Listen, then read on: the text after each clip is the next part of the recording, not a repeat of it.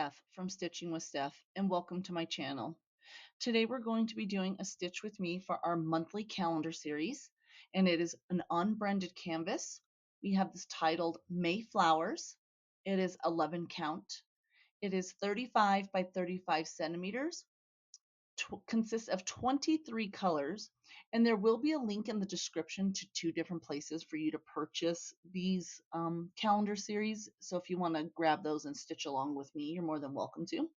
If you're a subscriber, thank you for coming back for another Stitch with me today. I really appreciate the chit chat and hanging out with you guys on a daily basis. If you're not a subscriber and this is the type of content that you like, please feel free to go ahead and hit that subscribe button. We would love to have you a part of this community and stitching with us. Also, if you want to submit any pictures to be featured in any future Stitch with Me's, I do have a Facebook group. There is a link down in the description box for you. So if you follow that, it'll take you straight to the Facebook group. Just answer some questions and I'll be more than happy to add you to the group. If you don't feel comfortable being in a Facebook group, but you want your pictures featured in any Stitch with Me, just go ahead and in the description, I have an email for viewer submissions. Shoot me over an email with your pictures and then your name, and I'll put you into the next week's Stitch with Me videos. So let's go ahead and dive into this week 2 Mayflowers Stitch with Me. All right, friends, we are back for week 2 Mayflower Stitch with Me. As you can see, I haven't worked on this canvas this week. So we're going to continue on with our color 19, which is DMC 3805. So I feel like this past week kind of went by pretty fast, to be honest, because I feel like my work week went by fast, and then this has been like my finals week for school. So yeah, hold on guys, I need to tighten my arms on my stand. I forgot to tighten it, so it's kind of moving a bit. I'm sorry guys.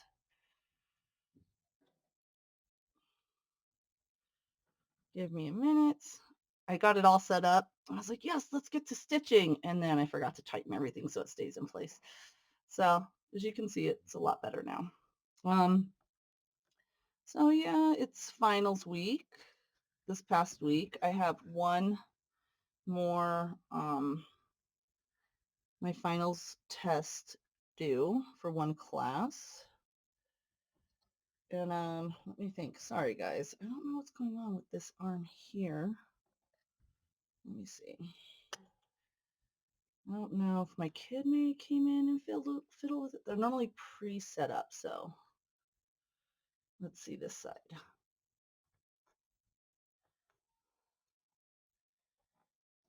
There we go. So I got my grade back from my final paper, and I got 20 out of 20 on that, so I'm thankful for that. What is going on? Wasn't this wobbly last week? Okay. Yeah, I don't know. I'm trying to get as much filming done over the weekend because my work schedule's a little wonky next week with my finals, and then my son has a band concert, and then my daughter, she's officially done with high school, so we're just waiting for her walking ceremony, which is in a couple of weeks, which is kind of nice that, you know, that they do that, that they allow them to leave a little bit more earlier than the rest of the school. When I was in school, we all kind of got out at the same time, and then our graduation, the walking was essentially right after, you know, school got out, or typically the week, some schools did it like the weekend before, stuff like that. But yeah, she has like a whole 2 weeks, I think. About 2 weeks.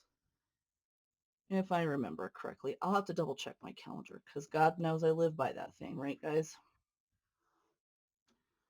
So I did get some feedback from you guys that my audio is a lot better. So I think I'm going to stick with these mics that I'm using now because I feel like they are more clear and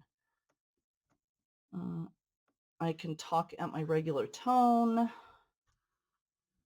and it filters it like if I'm like having nasal congestion or anything like that. I notice it filters it pretty well, so that's kind of nice. But yeah, and then last week I did test out stitching on our stand like this for our Stitch With Me's, and going forward, that's what we're going to be doing. So I'm going to put some money aside for my little hobby here, order just like two or three more Q snaps, because the size that I am stitching on right now feels like it's perfect for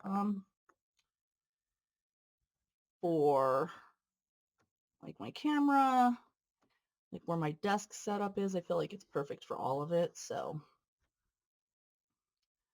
like I can still reach my desk to get my threads and all that fun stuff, if that makes sense. So I like the size. I think the Q snap is an 11 by 11, if I remember correctly. If I remember that I measured, it was an 11 by 11. Sorry, guys. Let me see. Let's see, will that work? That might work. Okay. But yeah, not too shabby.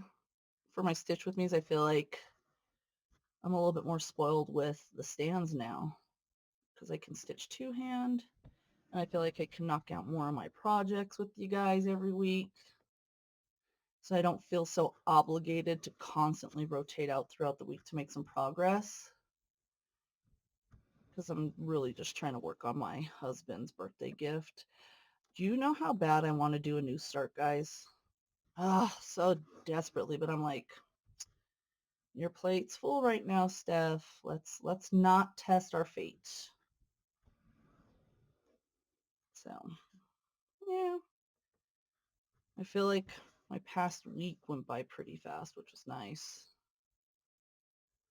My 3 days at work, I literally floated to other units every single day. I didn't even work on my unit this past week, which was a little frustrating, because I got floated to a unit that I didn't have a very, very good experience on a couple of weeks ago.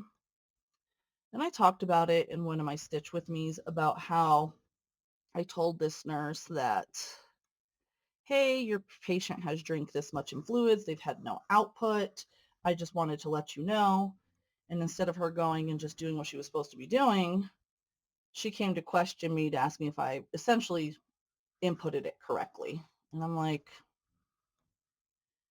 yes, I am positive. I even double checked the charting before I contacted you, and I've been keeping track all night because I noticed he didn't have any output at all when I did my very first rounds. And I'm like, I'm just telling you, do with that information what you want. I did my part to tell you what was going on. So then this week I got assigned to her, and she pretty much left me alone. She had to learn her lesson the hard way with me, and I'm not that type, but if you basically insult my intelligence of something as minuscule as, are you sure you inputted the right amount of fluid? Miss ma'am, it's not that hard. Like, you literally just, you look at the cup, the cup has markers on it. And the way that I do my rounds are at the beginning of my shift, my very first round, I do what's called a room reset. So what that means is I make sure the trash cans are empty. I make sure that all food trays are picked up. I make sure my patient is safe and clean.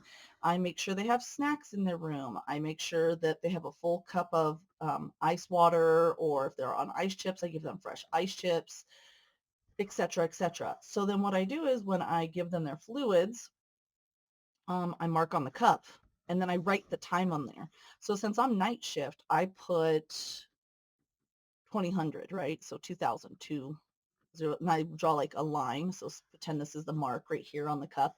I'll draw a line and then right next to it put 2000, 2000, which is the time in which I filled that cup, or I looked at that cup. So when I go around and do my rounds, all I have to do, if the patient still has water in them, because they're those like insulated cups to keep the ice water, um, all I do is look at the side of the cup and be like, oh, it went from this line down to like this line, right? And so then I remark it 0, because that's midnight. And so I was like, well, I can tell that you haven't been in your rooms, because if you would have noticed, I mark on the cups what the patient's been drinking. I go, have you been watching their eyes and nose? And she kind of just looked at me. So this week, I'm like, I found out from some of the other nurses and techs on that floor, because I asked them if anybody else has had problems with her, and people have. I'm one of those people. I'm going to get to the bottom of the problem. We're going to resolve it. We're all adults here. We're just going to move on and do what we need to do, right? Oop.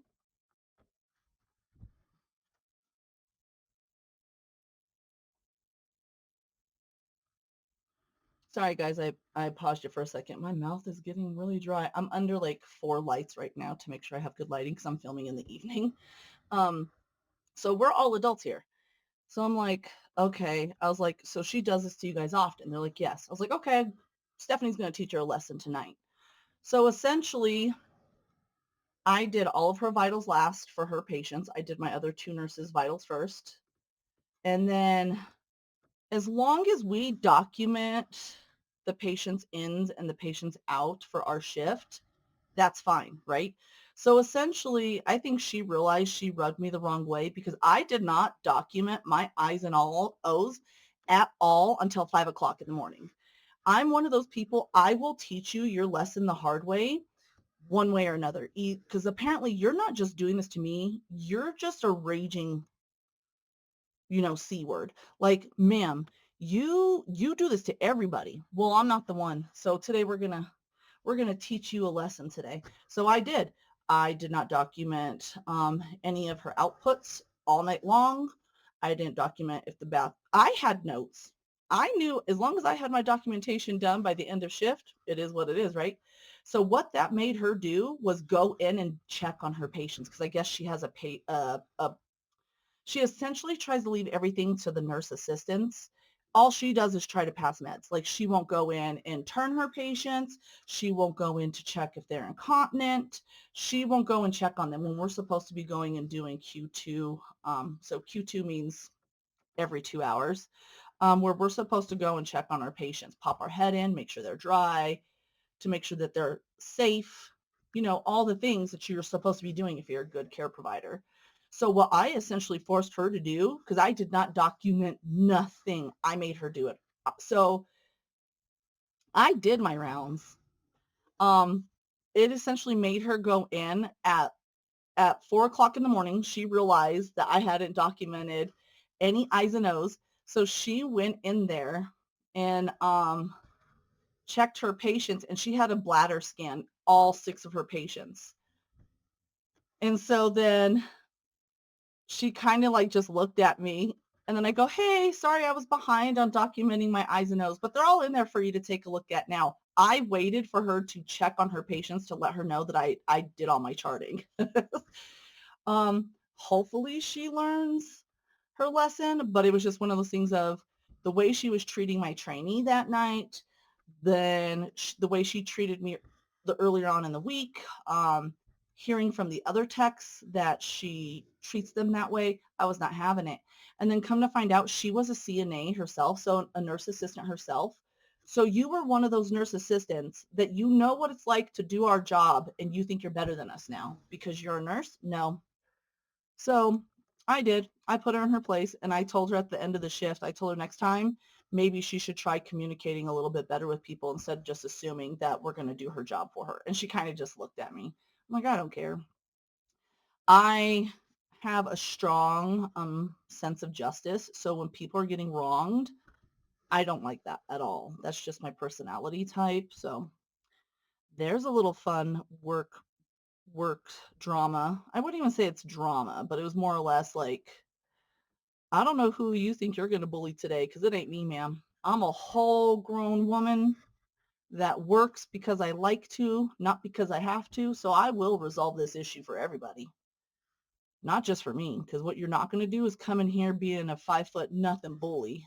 And that's what she was doing. She was essentially trying to bully the staff into doing their job for them. So she would just like call you nonstop, text you nonstop. Like when she got new patients, she wouldn't help with her new patients. Like the tech should not be receiving the patients. The tech and the nurse should be in there so she can do her assessments, so she can ask them questions, all of those things. And then the tech is like setting up our heart monitoring, we're getting them comfortable, we're doing vitals, we're doing all those things.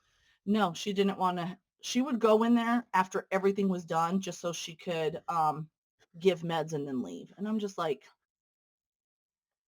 I've met people like you before. They tend to not like me. And you're going to be the same way, because what we're not going to do, because in healthcare, everything's a team, guys. Like, it's not okay for you to just go in and do what you want to do because you want to be lazy.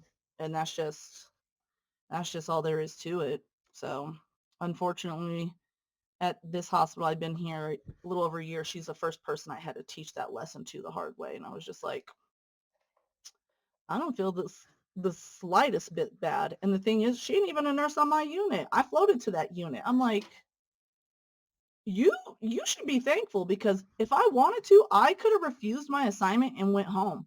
Because, ma'am, I come to work because I enjoy helping people. I don't come to work because I need the money, right? Like, and that's, we worked very hard when we were younger for me and my husband to afford that luxury. So it's just like, uh, who are you mistreating right now? Because it's not me.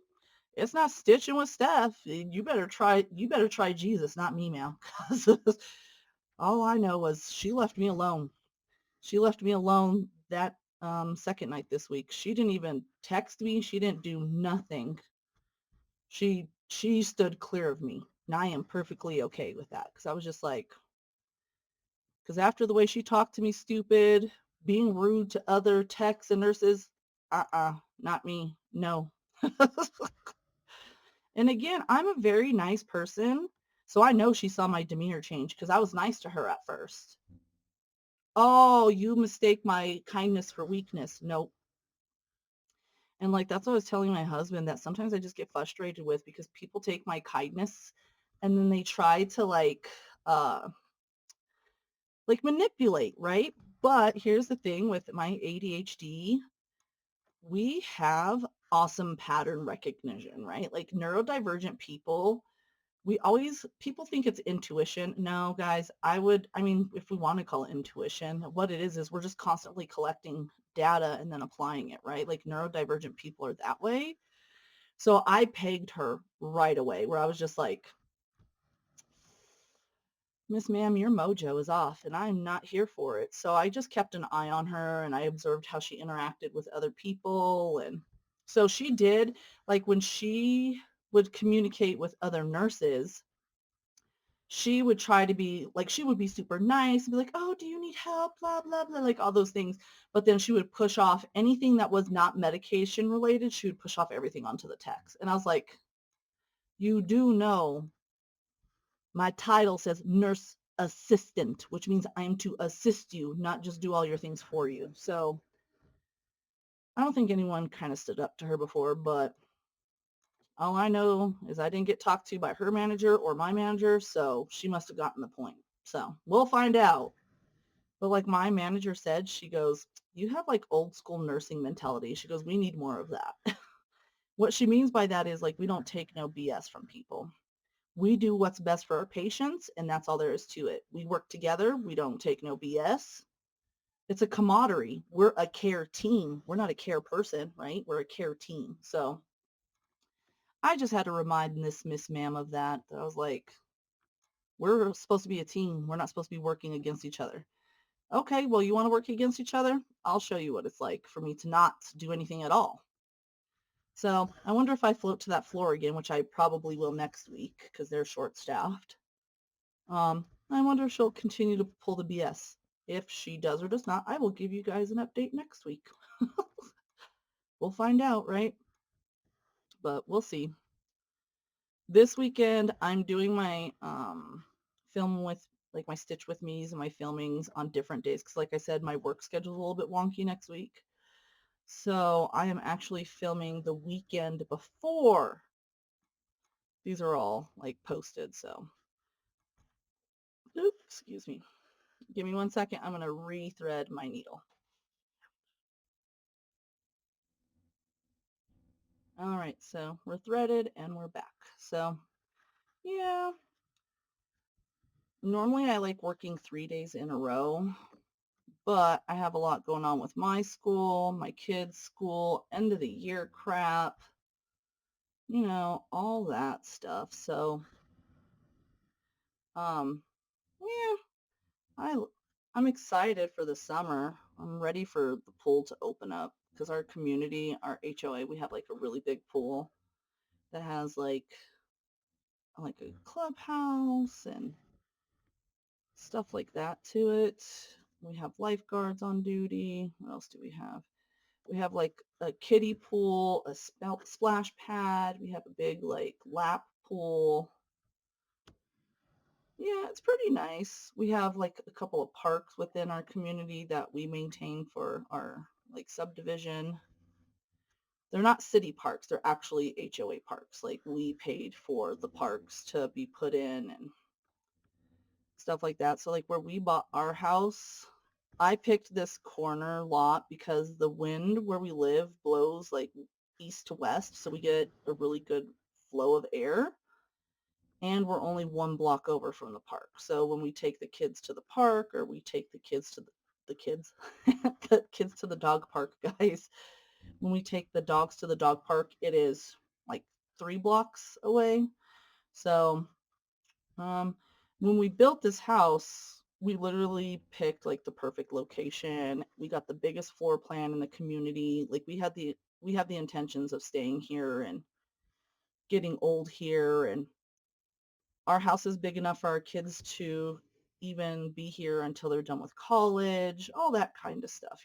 So, and when my kids are older and they move on and have families, it's going to be big enough for our grandkids to come.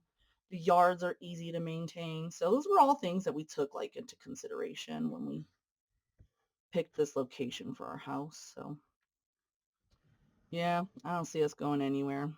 But there was some home renovations that I wanted to do, but then like with the everything going on, I'm not doing anything that's not necessary. I'm like waiting it out, if that makes sense, for the next several years. I'll just sit here and put my money away and wait till everything goes down for the cost of goods because we want to do backsplash in our kitchen. Because when we built our house, like the cost that they were going to do things, like just the cost of things for them to do it was ridiculous. Um, I'm a daddy's girl, and what I mean by that is I can be a princess if I want to, but my dad also taught me how to work on a car, change oil, change brakes. I know how to do like handiwork, maintenance, stuff like that. So my husband is pretty handy too, but he has arthritis and degenerative disc disease, so it's hard for him to stay doing it for long periods of time. So essentially, um, I do a lot of the manual labor in the house. He'll help me, but if his back starts hurting, like I'll just keep going without him. So I want to redo backsplash in our kitchen. Like I want to put some backsplash in. And then when we built the house, they wouldn't let us do like if we picked a tile, it was weird.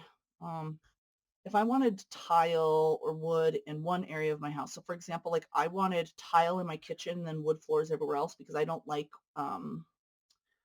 wood where there's moisture, right? Because you run the risk of the wood getting wet and expanding, getting damaged, etc., etc.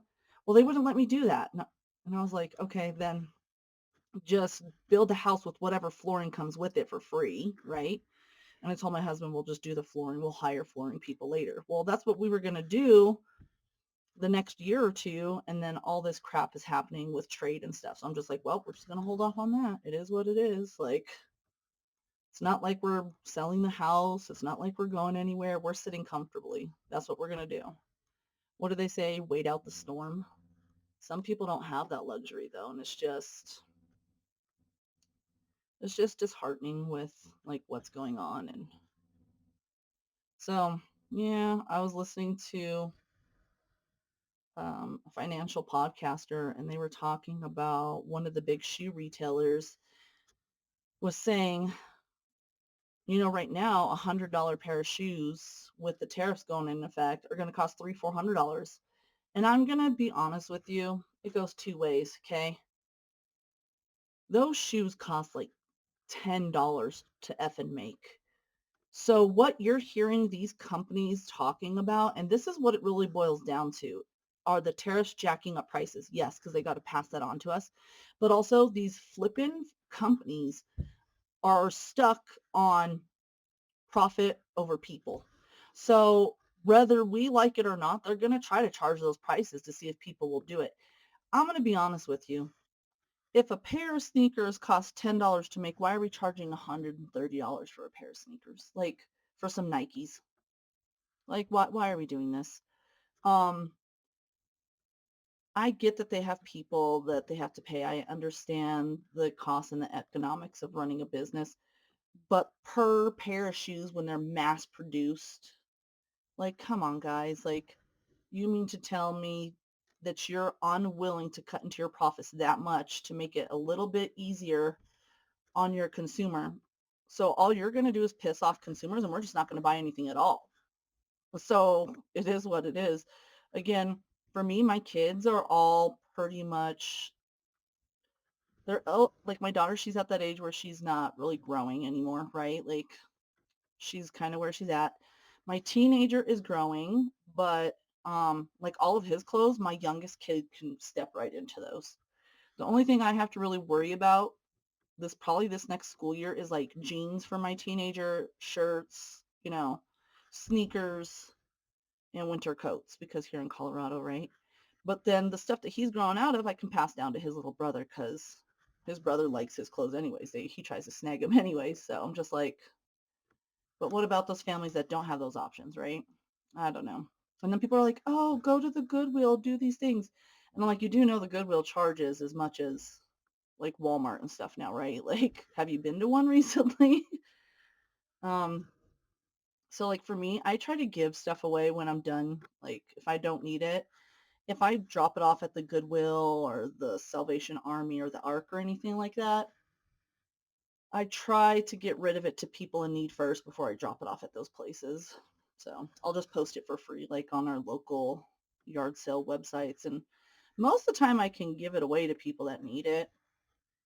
I don't ask for anything in return because, I don't really need anything in return.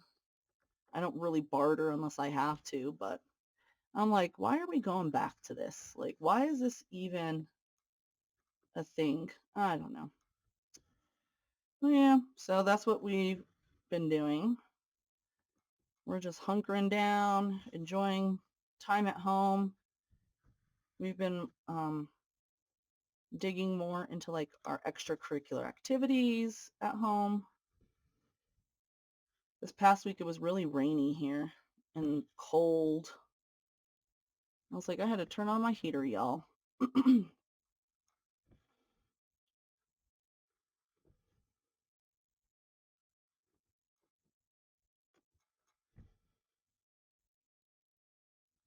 Sorry guys, I paused you right quick because I needed to get a drink of fluids and re-lube my lips. Yeah. So like, do you see how much I get done now? Like stitching on a snap with you guys, a Q snap with you? I was like, game changer. Does anybody stitch like smaller projects like this on a Q snap all the time? And you don't like do YouTube? Like, do you guys prefer it? I would love to hear some comments. Or do you guys like stitching in hand? I just get, because I stitch so much off camera, I stitch my big one on a stand, but all my smaller ones I stitch in hand because I don't like how heavy the snaps are. Like even the wood frame ones feel heavy, and especially when you're stitching for like hours, right? So I like stitching in hand. Anything that's smaller than I think the biggest I could probably go is like an 80 by 80. Like I have a big dragon one that I stitched during the winter time. I'm gonna be honest with you, it's like as big as my koi one, but it's only one color. So I don't mind stitching that in hand because I don't have to keep stitching, changing colors. I am having a hard time getting this through right here. Hold on, bear with me. There we go. I was like, what is going on? I don't ever force things through because then that means it's because these holes are predetermined, right? Like they're there for a reason. So if I'm putting too much force to like push down, that means I'm going through the actual fabric and not into the hole. I was looking at some patterns for those of you that do counted too, and you do my counteds with me. I was looking at a couple of patterns at Heaven and Earth Design, and I'm like, they're always like on even weave and stuff like that. And I'm like, I don't do even weave. That's not my jam. Linen's not my jam. And I was like looking at it's like a floss colors and it tells you like the size, how many stitches. Well, again, I've always done stamped. So going into counted is like a whole new ball game for me. And oh, I found this like not one. I have like 5 patterns, I think, on my wish list there that I want to go and buy. Um, but I was afraid to purchase them because I was like, I don't know how to convert them to like Ada. Guys, tell me why I was overthinking it. I was like, girl, all you have to do is go into a calculator. I asked one of my other stitching friends, like, how do you like convert it? Like, it says to use this type of fabric, but you're stitching on this. Like, how did you know how to do it? And she's like, there's free calculators out there. You like input how many stitches, like length, and then times width. And then you tell it, oh, you want to stitch on, because a stitch is a stitch, right, guys? Like, it doesn't matter if it's on 11 count or 14 count or a 9 count, right? Like that stitch is going to still be the same thing. So this orange square is always going to be that same stitched regardless on the count of thread or count of fabric. And tell me why your girl was overthinking it. And I was like, you are absolutely correct. So she said, just look for like a converter of fabric. It'll tell you like how much you need. So I did that. And then when I realized like, oh my God, I can go and buy those counted patterns that I want. It was like a whole new world. It was like Jasmine from Aladdin singing while she's flying on that carpet ride, you guys. Like that's the song that was in my head, a whole new world. I was all, oh, I can buy them. So I'm the type of person now that I know how to do counted, I'm totally loving the kits from the shops. And I had I had filmed some reviews this week. One was supposed to be accounted, but as you will come to see, it is not. But I was like, I kind of want to adventure into like, I wouldn't mind investing in like a really good design, like, right? Like putting together um, a pattern with the thread and the canvas. If it's a really nice design that I find by like Heaven and Earth. There's a couple of them too. There's another one I like. Her name's Stitchy Witchy Stitcher, I think. I think that's her name. Witchy Stitcher on Instagram. And she has the cutest kind of quote unquote dark patterns, but they have pretty like decent amount of color to them. So I would say that they're like retro witchy stitches. So there's a couple patterns over there that I like, but I really have to love it in order for me to invest into it, honestly. That's just where I'm at because I feel like I can get kits for way cheaper um, and be happy stitching on those, right? Like my peony one.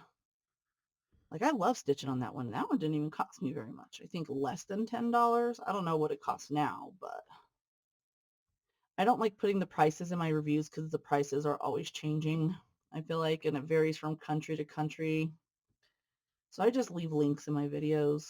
Like this video, I'll leave, I think it's 2 different links, one to AliExpress, one to Biggest Craft. You can also get these in Counted as well, if you, in case you guys didn't know. All right, it looks like I'm running out of this thread, guys, and I did half of this. I might just finish this one, like this section here and here, off camera so we can start on. Maybe we'll do 14 or some blue. I don't know. I just wanted to do this color because it was pretty in pink. All right, so I think I'm going to call this stitch with me a done. I'm going to go ahead and end it here, and then we'll do our little chit chat at the end and give this video close. All right, friends, that finishes up this week's May Stitch with Me for those May flowers. Week 2. If you hung around this far, if you're a subscriber or even not a subscriber, thank you for hanging out with me today. I really appreciate you guys watching my video. If you're not a subscriber and this is the type of content that you like, go ahead and hit that subscribe button. We would love to have you part of our community here on Stitching with Steph. If you want to follow me on other social media platforms, I do have a Facebook group, Instagram, and TikTok. So my Facebook group is called Stitching with Steph. I do have a link down in the description box for you if you want to join. Just answer some questions and I'll be more than happy to add you to the group. If you want to follow me on other social media platforms as well, I do have a TikTok and an Instagram, as stated before, and my user handler name is stitching_with_Steph. So I really appreciate you guys hanging out with me today, and I had a blast in the comments as I normally do with you guys on my other videos. So I'll see you in my next Stitch with Me or my review that is coming out next. I hope you guys have a good rest of the day. Bye bye.